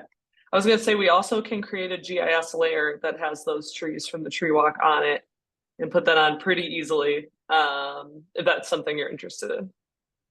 I don't have any expertise in doing that, but if that's something you want to get involved with, that would be great. Couldn't we do a voice overlay where it reads it to you if you put your phone in? We could do I that thought too, that I'm we sure. could do this. The AI agents can totally do this. So I'm happy to help with that as well. I would like to. Okay, yeah, Dick, how long are those PDFs, the PDF guides? You How can many do a pages? search on your computer right now for Lake Forest Park tree walks. And you can pull it up, the 2 that are on, that are done are on the city website. About how many pages are each of them though? 4 or 5 at the most. 4 or 5, okay. The last tabling event we did, by far the most popular thing at our table was the outdated books. Oh, yeah. So that's something we may want to think about, just printing some copies and Yeah. having copies of the PDF available for folks to take at our tabling events. Yeah. As well. Again, copies and then a QR code for people to just download it right then on their phone. Yeah. Good. You can totally put my name down on tree walks. So Carry the torch forward for the board. Mostly just because I'm gonna be like, Dick, you're retired. You're off the tree board. Oh, does David have still Let's involved in that? fix or- that. So David walked the last one with me. And So now it's Stacy with Dick's help. Yeah, So. Andrew, Andrew. We didn't put Drew on most of these things, I don't think. We wrote this before Drew were here. I know it says it in Forest Fire. Well, which is, Drew's got a pretty full plate too, so unless there's something that, you know, we really needs your expertise. and really, this column says lead, right? So Yeah, that you can always bring in other That's right, members or right. staffers or whatever. okay. So that's for taking care of adding Stacy to that, update both sides, staff at table at the Green Fair. We do that. What are these hours supposed to mean? The total number of hours put into it? So like Yes. 2 hours. Estimate of 2 hours, volunteer hour time, What? That's right. estimated volunteer time, so. Let's make it 8 hours. Because 2 people manning it for the time it's open is about 8 hours. I'm always willing to help with that too, so Victoria and Stacy are still on board too. Nice, go with a challenge to figure out something new to bring to that. But, Yeah, we can revisit trying to figure out something interactive to have at our tabling events for this coming year. You know, a couple of years ago, for an October event that we did at the farmer's market, we gave away Douglas fir seedlings. Yeah. And we got them from the state nursery. And so that's a possibility for a green fair event also, is to have something to give away like that. Yeah, maybe I it don't could know be how a, often they do those sales. Last time I looked, they only did bulk sales in September, October. Oh, maybe, Um, yeah, I don't know. maybe a tree identification day. Just a contest, just here's a tree, what is it? Get 4 out of 5, you get a candy bar or something, Sure. Be fun. Yeah, with the wheel, they can spin so it. that people love a good prize wheel. Yeah. They'll spin for anything. How Exactly. do that work? I mean, it could work. Well, the way I would envision it is you spin it, it lands on a tree, they have to guess the tree, then if they guess it right. Well, they just get- lands on a picture of the tree. Yeah. Yeah, So that's fun. I like it. I like it. Elizabeth, can you make up a prototype of that? I don't know if I can spin At the it. risk of being a curmudgeon, we would wanna make sure that that passes legal muster, because there's rules that the city can't make gifts of public funds. Right. And so would a prize count as? Yeah, but I hope it doesn't, but just making, just running it up the flagpole to make sure that. We just We're start allowed to do we'll that. start a Yeah. chart list of names of winners, you get your name on the winners list. Yeah, like if there's no monetary value, it's totally fine, but if you're talking about giving away like gift cards or something, it might run How afoul. about a seedling? You give away a seedling. We can figure out, I will do my best to be in the country this year for the Green Fair. I put my name on it. I'll leave last Thanks, year thanks. and then did not attend. If you want a prize, somebody who has leftover Thanksgiving or Halloween candy, you just donate a bag, and you're not really talking about a great deal of money. Gift cards, yes, but if you just want to, Yes, that's right, Oh, that's that's right, right. worst comes to worst, I'll buy a carton of Milky Ways or something. Well, I mean, I'm not sure candy is the best thing to give away, but maybe seedlings of some sort. I feel like we can figure out some kind of activity or trivia thing or Yeah. something. Even last time I brought Ivy and Polly, so Oh, yeah. the invasive, do you remember? Yeah. People were engaged with that. The coloring pages went really well in the park. yes, that would be great. Okay, anyway, we got people willing to work on that, okay? Yep. Great. All right, Heritage Tree Program and or Champion Tree List. You know, we almost struck that from the work plan last year, and we decided to keep it on one more year just to see if there was any energy to bring it back, and there wasn't, so. All right. Yeah, well, the only thing that when we had a tree urban forest task force, for a while we did, the city had a printed newsletter too at that time. It may have been quarterly, I don't think it was monthly. But we regularly put a short article in that publication. And people, we took requests from the residents to call in with a description of a great tree. A great tree in their yard. So that wasn't the word, but it was something like that. Well, the heritage trees were things that were proposed by the citizens or Exactly. residents. Exactly, so we just, and then we take a photo of it or have them send us a photo, and there was a picture and it was just. No qualifications or requirements, just somebody thinks this is a special tree, a nice tree. You'd have some screening, obviously, to be sure it was. But. I don't know, I'm not ready to commit to trying to do that, I guess, but it coincides in my mind too with these, we started to write some articles. That's getting off subject, I'm sorry, that's another topic, but. Why don't we consider that possibility as one of the content to improve public outreach? Yes, yes, that's what makes sense. Then you're on that already. Okay, Because I think the Heritage Tree Program per se, a way to recognize special trees, is a great idea, but yeah. an actual program as opposed to just. It the was odd- so ad hoc, it seemed like it Yeah. had no particular value in my Yeah. view. We want to put invasive plant management in the first plan. We need to edit it a little bit. I think that subject should be on our work plan. I don't know what we do about it, or what the next step is on that, but maybe that's what we would want to try to think through. Yeah, Yeah. we did the thing on Ivy last year, and that might be good to do one on Holly. I know that the state noxious weed control board this year had Holly proposed as a state noxious weed. And they deferred action on that a couple of months ago when they had their, together their list. Specifically because there is such a commercial interest in holly. The biggest holly growers in the country are in the state of Washington. I've learned in reading about Okay. this. So they deferred action on it until after the holiday season. But it seems very likely that the state is going to list holly as a noxious weed next year. And it would be something that the tree board might want to track and piggyback on to try to do some education around. Thinking that actually may make a good January education push if we want to try to put something in any local newsletters or other things, saying like, hey, don't plant that cute little decorative holly plant bush that you've had sitting on your edge table for the last month as a Christmas decoration. Don't put it in your yard, please. And your compost bin. Yeah,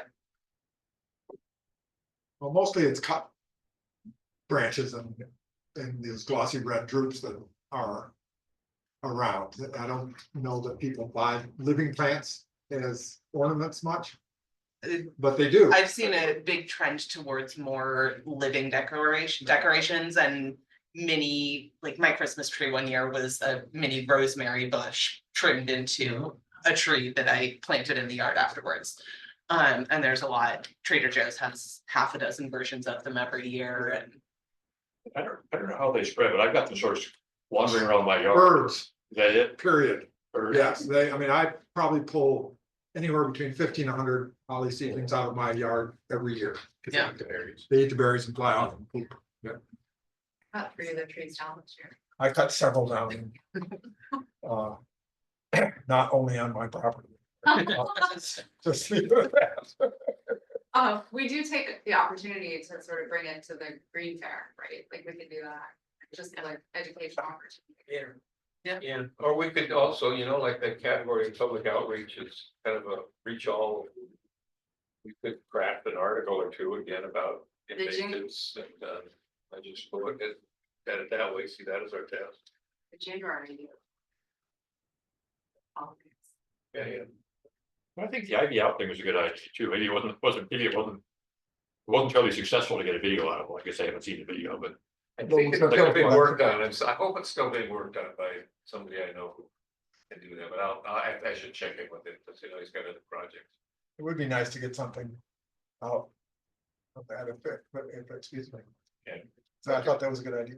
I think it's a good idea. And, you know, if we could have a holly out, I don't know if there's any places enough holly to have, you know, a team go after it, but maybe there are places. There are, and I think there's some things you can talk about too with respect to holly. That, you know, maybe it could be done in an article rather than with photos or video or something. But, Probably not as easy to pull as I do this. no, but I have the magic You betcha. herb or herbicide that you paint the stump with that kills it, and it's a environment friendly herbicide, so that's a relatively easy solution to that. We still need the names of that. Yeah. we've gone way far down this rabbit hole. I would just point out it's after 8:30. Yeah. Yeah. Still most of the back page. Yeah. So invasive plant management, public education. Fine, just leave it the way it is, I'd say. Yeah, I think. Well, it doesn't make sense as it is. Yeah. General invasive plant management is there and public education opportunity here. Maybe we could just say educational opportunities, public educational opportunities Right. around general invasive plant management Yeah, okay, and make it ongoing. Don't identify a time. And keep the names as is. okay. All right, tree planting and maintenance. That first item is very specific to however the sound transit work rolls out.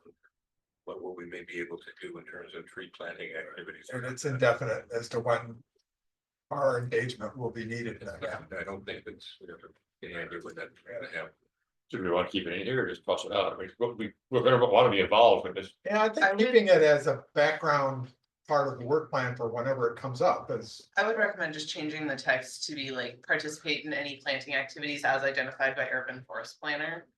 Instead of tying it specifically to the replanting around. That development, the transit lines.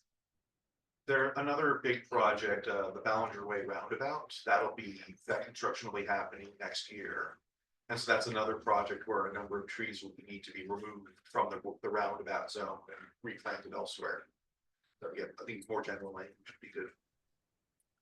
I can speak a little bit about the roundabout project, just to fill you guys in. I did meet with the consultant team for that project and Public Works, and in coordination with Corey to go look at possible locations within the city for replanting. We went to Horizon View first, and it does seem like we're going to be able to fit them all there that are required for that project, especially with the big blackberry removal effort that just happened there. Over by like the courts on the side and whatnot. And so meeting with, the consultants and the city side from that, it does look like all the replanting for that roundabout project will be happening at that site. But they have not officially applied yet, so don't know General for sure. work planting initiatives as identified by urban forest planner. Yeah, that sounds good to me. Is that? somehow Were it should, we able to get that down, Elizabeth? If that- Yeah, Okay, good. somehow it should be implied that we are taking an active role and not just a passive one with respect to how, whatever happens with. Support and promote or Right. something like that. Except that in this case, they'll probably be professionally planted, not by us. Yeah, that's true, So I but, think, but determining where trees are planted and, what priorities for tree plantings, I I think would that's. assume we'll do all of that at the discretion of Drew. right, Well, from the city side, I think I did mention this a bit back. So a lot of it was related more so to the code. And because it is like a permit that's not the city permitting, itself, it's coming from a different party. We are asking for a lot of the replanting locations and all of the work and everything to be on the applicant. So there will be some level of involvement, but we really are asking them to do the locating and planning, where it's going to go, and most of the heavy lifting just due to staff sizes and workloads, and availability and the sheer amount of trees they're going to probably be working with for that project. So I do think it will be pretty limited. I think a lot of what you guys did with the priority replanting areas and giving input on that code getting in was probably the bigger legwork that the tree board will be doing in relation to that project. My idea with putting it in is just like, as identified by urban forest planner, is that all the details of that, we're here, you see us regularly, you have all our emails. And if there is something that comes up throughout that process that we can be helpful with, that would be up to you to tell us instead of us to insert ourselves. so. Basically work with urban forest planner as needed. On replanting. And pre-maintenance projects. Something like that. All right, Immaculate Creek maintenance, is that being removed for now based on what you've learned? Yeah, it's removed because, Until the current phase is over, and then there may Exactly. be more work to do. exactly. I don't understand it, say some of, there's been some update on that. Well, I gave an update several weeks ago. They're doing this slope They're doing the slope replanting and they've engaged portion now, so. someone to do that, right? Oh, right. Yeah. Right, and so we can't really get in there, we need to see how it looks afterwards. There was some discussion about putting like. Sort of like fence up so that they don't trample on what was. I think that was the big concern, is that a Yeah. lot of the trees that were plants that were planted in there are still small. And if there's just a troop of people coming in there to clear the slope. And are not paying attention to, But Mark did acknowledge that, and he said he would make a note of it, so. Yeah. the thought is that we just sort of let that happen and see where things stand afterwards. And if there's still a need, then there may be money we can get, but it would have to be another nonprofit organization that applies for that grant money and then sort of volunteers to go in and do the cleanup. So the thinking is we should just remove that item from our plan. Yeah. I would say for this year, yeah. Richard, are you familiar with what we're talking about? You know, that area along Mackler Creek, they've got some renovation. On Perkins? Along Perkins, Yeah. yeah. And so it's kind of what happens, one of the follow-up steps to maintain the work that was done. It's the bigger the general issue, but there's a wider scope of project underway, which is cool. The tree board got funding, Julia Beth primarily responsible for it, to go in and remove invasive species all along the riparian zone of the creek. And then replant with natives. And now they're gonna go into different groups, is it? Yeah, County a conservation. Well, the original grant was from King County Water Works. Oh, yeah, well, that was for the project that Julia did, Yes. yeah, so But now it's that's, KCB. yeah, that's gonna take the slope above the creek and remove the ivy and invasive plants. Yeah, So they're gonna be moving and staging and everything from the area where we already did that work, that's the concern. How many trees do you think got planted? Are we talking Oh. 10, 50? Oh, 100 or more, a lot, some of them were small, some of them were pretty good size. Okay, is it worthwhile just go out and put a stake next to it? Yeah, so that was another thing, we could just put some Yeah. stakes flagging the stakes, and a lot of herbaceous plants were put in too, so shrubs and herbaceous plants, it was a full service, If somebody who worked on it could do that in an afternoon and we, yeah, I mean, we don't, it doesn't have to be in our work plan. Yeah. Because, but I agree with you, no sense in. even just some of those wire stakes with a little flag on the top, like, field survey crews sometimes put out Yeah. to mark things. Yeah. That's good. Something to mark the plants would be far and away the simplest thing to do, rather than trying to put in fences or Yes, walkways or right. anything like that, just don't tread on me. Yeah. But okay, so It is that's, also encouraging it is being done by professionals, not volunteers and people who are paid to be there to do habitat restoration. Yeah. So Yeah. it's not a construction crew coming in to Yeah. clear the hillside. Yeah. so do we want to put anything on that in our work plan? I think so. Mhm. I don't see a strong need to. So- It seems like an activity that if someone would like to do it in an afternoon, they're welcome to, but doesn't need to be in a formal work plan. Okay. All right. Tree canopy study every 5 years. That's a little awkward now to make a recommendation because it looks like it's gonna be done for us. So maybe we can just scratch this, well, but no, you're, Well, we are still gonna have to have tree board input during that whole process. There is a significant amount of hours about what we want to see from it and everything. So I think that we still are going to need to have it as a work item, and tend to it. It's just gonna probably, the process for it's just gonna be a bit different and hopefully and lower cost. Take every 5 years off at the end of that, and whatever data and information we yeah. do have, we should review and make recommendations okay. as needed. yeah, I like that. Just take every 5 years, so that'll. Yeah, that's our mandate though, I think, right? Some form that it'd be done Yeah. every 5 years. But except I that- would, Yeah, it may I'd not- leave it in there. I'd leave the 5 years in there because we don't know if this project from KCD is gonna be funded long-term. So at least we've got like some type of, we should have something that allow us to move in the direction, yeah, okay. But it sounds like for this year, any activity we might have is more like working with Drew to understand What they're gonna do. what KCD might provide and what, and recommend help recommend to the council plan. So put Drew's name on that would probably be good. Yeah, for a 1 year work plan, unless this is the year that would be due. No matter who does it, whether it's through this project or separately, Well, it was due, it was actually due a couple of years ago, okay. so. Okay. So we'll just add Drew onto that, I guess, to make the change we're making. Okay, assess results of pre-inventory study and make recommendations. We're still gonna try to do that. But that'll so be changed to February Yeah. instead of June. February.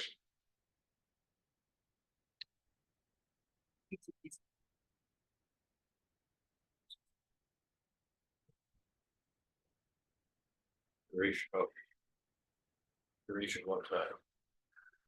Well, let's see, assess results. Make recommendation, we might not actually make recommendations to the council by February. Well, I hope we will. I would really like to, because that's the last council meeting I'll be able to attend for a while. I understand that. So, and I would really like to have a plan to do that.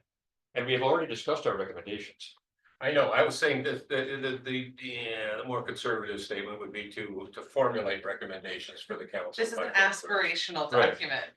I would just point out that if the tree board votes on a plan and a cover letter, even if you don't present in person at the council, you've made the recommendation, so. Mhm. And that's, I think February is a good aspirational vote.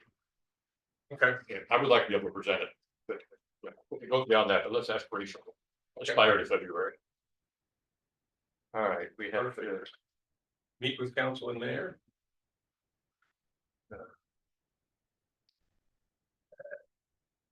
You know, that's kind of a nice idea that really we certainly haven't done on a monthly basis, at least that I'm aware of. Yeah.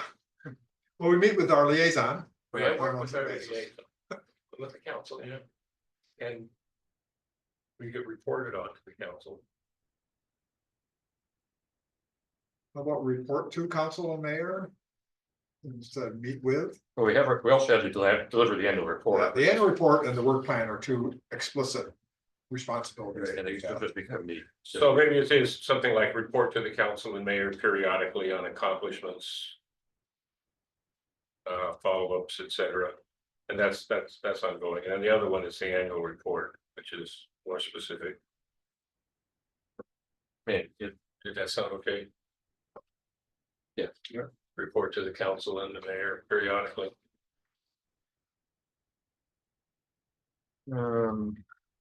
Intern tree removal replacement data project.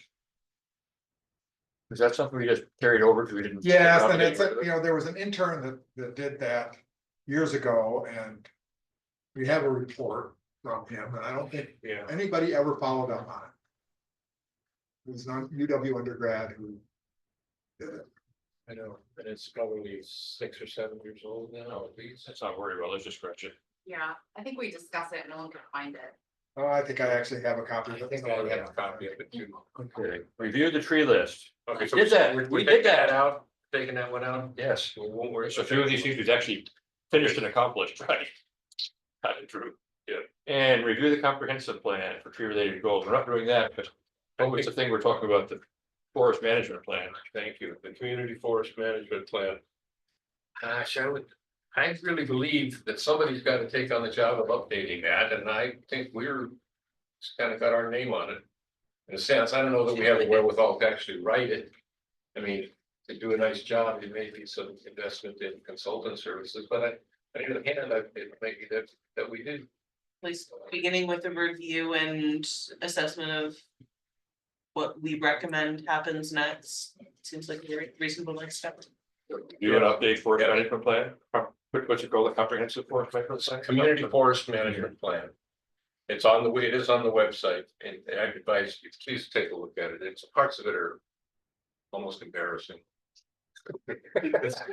You're really selling It's it. really kind of, folks, you know, it's a flowery, and then really one of the best statements I've seen of benefits of trees. It's really a wonderful way it does that, and it doesn't get sappy or anything. But it's got a lot of stuff that's time bound, references to people at that time and things that were going on. But we ought to have that kind of a guiding document. I think that's a great thing to add. So we're gonna put it in there somehow as to take this to review and revise. I would say once we're done with the exceptional tree and diameter stuff, that seems like a next good thing to kind of tackle from the cleaning things up and updating. Is it just on a website or is it an actual document that we can start marking up? There's a PDF, if you search, I can't remember where it was, but I just searched it. I can pull it into a Word document. Tearing it Wanna do apart. that? I bet, I'm really old school. I would like to have a printed copy in front of me to work with. Bring binders for everyone. I bet if we asked Elizabeth to print up 7 or 8 copies and. I'm gonna put it in a Word document now. Okay. Okay. Mark, you said it's not sappy though, shouldn't a tree plant be sappy? Can't remove all the sap, we'll kill it. Thank you. One other thing that I recommend adding into the end, the third section is consulting on the climate element Uh-huh. draft process. And that'll be me and Stacy. Climate element. Yeah. So And that's- then what were the other ones that you had mentioned at the beginning? There were two Um, others that you well, said to have in order. Tree diameters, Got that. community forest management plan. And then the third is just for more housekeeping, like there's editing the tree code to not refer to a specific date of the tree list, rather than refer to the tree list in general. Define what a grove is, maybe fix, how often some of the canopy stuff needs to be, a lot of these little, maybe a little bit bigger than housekeeping, but housekeeping-esque items. So I think we could put that in. Where we have assessed results of tree canopy study. Kind of done that. Make recommendation to council on exceptional tree sizes and other code elements. I would take out the assessed results of tree and just have it Yeah. be, Just make this recommendation. yeah, make recommendations to Yeah. council on exceptional tree sizes and other. Yeah. Code amendments or updates. And the other thing that crossed my mind, was it. We know that the tree canopy is gonna change over the next 100 years. And maybe sooner, maybe much sooner than that, and transition in our forest is gonna take place. At some point, it's gonna make sense to be on top of that in terms of. What guidelines or recommendations or strategies or whatever it would be that's gonna guide. Managing the urban forest in the future. Maybe it's a section of a community forest management plan, but I think we are a group that. The city could expect to, if not, if not invent that information, to at least try to be the group that coalesces it, pulls it together. Is kind of where you might look for best information about what cities are doing with that regard. And I don't know if that kind of an item gets onto our next year's list, but I think it's. Does seem like that would fit in well with the forest management. Yeah, of course, but it's also in the comprehensive plan. We talked about a number of things. A number of things in the comprehensive plan that related to, preparing for the future. We can pull examples. also. Yeah. We can pull examples from what other cities have done or maybe and think Yeah, I about think we should be at a point where there are specific things, best practices, best information that should be starting to come forward on that. Never plan anything that requires hot or cold conditions. And that kind of thing will be part of the climate element, is how are we planning for resiliency as things change in the mid to long term? Okay, well, thank you. So we'll put that in. Did you have a recommendation about the goals, the work plan goals at the top of the plan? It seems like there's a lot of things that we just talked about that are related to like policies, goals and plans for the city, the tree code. That are not, I don't think are captured in that third goal, which talks about advising mayor and council citywide tree studies and spending priorities. It just seems like we need to either add to that or add a new goal, which is advise the mayor and council on tree related policies, goals and plans, including tree code or. So if you get that, I would just say tree related policies. Tree related policies. Part of the reason we have 3 goals at the top of this document is that we have 3 charges Those are 3 as mandates. the mandates as the tree board. Yeah. And they roughly follow these: outreach and education, tree planting, and advice. Whatever with the council. But let's make that advise the council on much broader than just citywide tree studies. Yeah. Been talking about that for the last half I hour. read, so we shouldn't add another. Maybe We're we going could to- we just shouldn't add preface another each 4. of those goal Yeah, I'm lines not fine with at mandate. updating number 3. Yeah. Maybe we could just preface those header lines with mandate. Mandate 1, mandate 2, mandate 3. And I don't know that those are it's the actual wording from the, or like charter mandates. But it's the themes of our mandate. Well, it says in fine print, each of these guidelines will reflect the council's strategic plan goal. So that's. Yeah. Sort of implies it's written out in the strategic plan, because that's the last strategic plan, I suppose. Before we adjourn, can I address the fact that our next meeting is January? January 1st is the first Wednesday. Oh, boy. Oh, So that probably won't work. I won't be here. I won't be here on the 8th, which is the second Wednesday, but. That's just. anybody else have a problem? Can't be on January 1st, we know that. No, it's all agree. January 1st. Is the 8th okay for everybody, except we'd be able to be here online, Dick, or just? I'm actually flying back from Argentina that day, so I won't be. Chile. Oh, yeah. Oh, great, well, we'll talk about it later. So do you want to go back as far as 15th? Then we're only a couple weeks from the February meeting. But if we need to get another meeting in to deal with the confirming this plan and doing the minimum size stuff, we should do it. Wouldn't be bad for Drew and I had not to have another week before the next meeting to work on the memo thing. So even though the 15th is pretty late in the month and it's fairly, when is it in February? Has anybody got a calendar in their pocket or anything? February 5th. The February 5th, so. But there are 5 Wednesdays in January, so the 15th is 3 weeks out from the February meeting. Okay. I will not be here the 15th. Okay, She's I would not. not be able to do the 15th. I have a commitment that evening. well, the other alternative would be, I guess, that first week in January, some other night. I would say, I mean, this could be done offline, that maybe Elizabeth can have a survey about January 8th versus 15th versus some other day. Probably best to keep it to Wednesdays because you risk, I think the climate committee meets on Tuesday, so which day the planning commission meets. But maybe Elizabeth could send out a poll as to which day people would prefer. Let's see. So is there anything left on the plan? Nope. Finish the plan. Elizabeth, maybe you could. I will send you the Word file of last year's annual report. Okay, great. So you could just use that as a template, an update, and then make the PDF design. Gives you a list of for Okay, this year's okay. review. Okay, so we basically had our reports and announcements, agenda for next meeting. We're gonna look at exceptional tree diameter, then specifically the memo we've written, we will be writing. I would also like to do at the same time, at least try to make a good start at any other change you want to make to the tree code. You've talked about some, I have some in mind, you have some in mind. Maybe get those down on paper and talk about them. Those are different than what Larry was talking about. But there's others beyond what they're talking about. For one thing, there's the language about the tree canopy study. It's not very workable. Besides the fact that, well, there's several things about that aren't very workable. And there's a few other things, I think Drew knows a fair number of things that she's had trouble with, you know.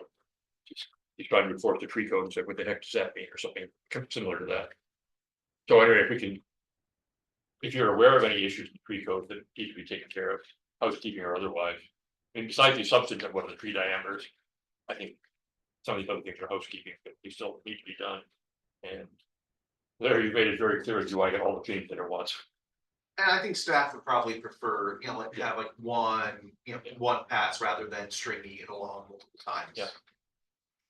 Well, don't we want to take another look at this work plan? Not spending the time we did tonight, but can we see a copy of the? I think somebody should draft update the copy and distribute it for our comments. And then just see if there's any. And then Final just vote comment on with it approval at the next next time. meeting, Right. just an up and down Exactly, yeah. So, approval vote without going into any detail. and Try not to go down those rabbit holes again. you can send it out to us all for comments. We can't reply all, but we can send you back our any comments we want to make. And you can synthesize our comments if they're at all consistent. Okay. Hey, So one possible agenda item for next time would be this 5-acre wood plan that I just briefly mentioned. And I will try to get together with Polly and Drew sometime before then, before I go away. And just do a walkthrough and see what we think is feasible. She'll be up there Saturday morning. Oh, well, this Saturday, so party. maybe I'll stop down and see if I can drag her up. To take a look at that. here, are we gonna have anything? We're not doing anything this month. We have to report on next month, so. That would be after then, we'll deal with that. We'll try to get the new sign up for the new plantings this month. I think that's the only, Yeah, So, go the sign up next to the new. for the plantings. plants. Oh, we yes, planted yes, last yes, year. yes, Yeah. okay. Dick, if you don't have stakes, I have some stakes, so. I think Elizabeth said that she can laminate and has stakes. and- Oh, for the sign, but for staking up the trees. Oh, Protect for the that. trees. Oh, Yeah, protecting them oh, yeah. you have some? We put 2 on either side of each of the trees, so 4 stakes. That'd be great. Are you free sometime in the next few days to, No, okay, but I have the stakes for you. okay, If you don't have them. I'll check and see what I have. You want something that's actually just gonna, well, yeah, you want something like to protect the tree. Yeah, you know, what I was thinking is just stakes driven into the ground this far apart on either side of the tree, so that anybody coming by with a mower will see that, you know, they can't get any closer than that. But not wiring the tree or anything. No. Very straightforward. We had stakes up around that, the third tree, the remaining tree, that somebody took down this last year. You know, Because mowers couldn't get close enough. yeah, I mean, it's after the first two got hit, we went up and put stakes and some tie cords just to, in essence, to protect it from being hit, but somebody removed them, so. You want it strung to the tree at all? I think they're small enough and there's not as like a single central leader in those trees that are Yeah. there that won't be necessary. That, you know, If I can, I have to do anything this weekend. I'll email you. If I do. okay. Motion to adjourn. I move we adjourn. All in favor? Aye. Thank you all. Thank you, Doug. Thank you. Good work, get through that in one session. Impressive. I'm proud of you guys. So Drew, hey Drew, have you been up to see the plantings yet? Just drive by. sometime. No, I haven't, but I was gonna go, I'm off a couple of days next week, going back to Wisconsin, but then when I'm back, I was also gonna maybe do like a tiny little pruning cut to just give a little bit of directed structure. Anything you think is good for it, go for it. So Can't Stacy, help what are you myself. doing? Oh, like the oat track in Patagonia. The what? The oat. Oh, down at Torresdale Piney? Yeah. Oh,